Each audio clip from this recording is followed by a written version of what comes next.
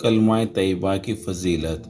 آن حضرت صلی اللہ علیہ وآلہ وسلم نے فرمایا، جو شخص اچھی طرح سے وضو کرے اور آسمان کی طرف دیکھ کر کلمہ پڑھے، اس کے لیے جنت کے دروازے کھول دیے جاتے ہیں۔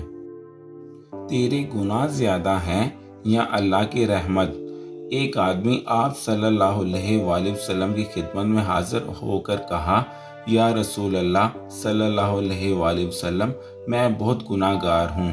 تو آپ صلی اللہ علیہ وآلہ وسلم نے فرمایا، تیرے گناہ زیادہ ہیں یا بارش کے قطرے؟ کہا، میرے گناہ۔ آپ صلی اللہ علیہ وآلہ وسلم نے فرمایا، تیرے گناہ زیادہ ہیں یا اللہ کی رحمت؟ تو اس نے کہا، اللہ کی رحمت۔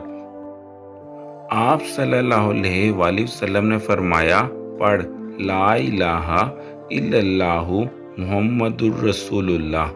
جو کلمہ پڑھتا ہے اس کے تمام گناہ معاف کر دیے جاتے ہیں اور وہ بخشا جائے گا۔ ہر چیز کی ایک کنجی ہوتی ہے اور جنت کی کنجی کلمہ پڑھنا ہے۔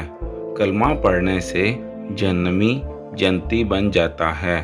آپ صلی اللہ علیہ وآلہ وسلم کا ارشاد ہے کہ جو شخص وضو بے وضو کثرت سے کلمہ پڑھتا ہے تو اللہ تعالیٰ اس کے لیے جہنم کی آگ حرام کر دیں گے۔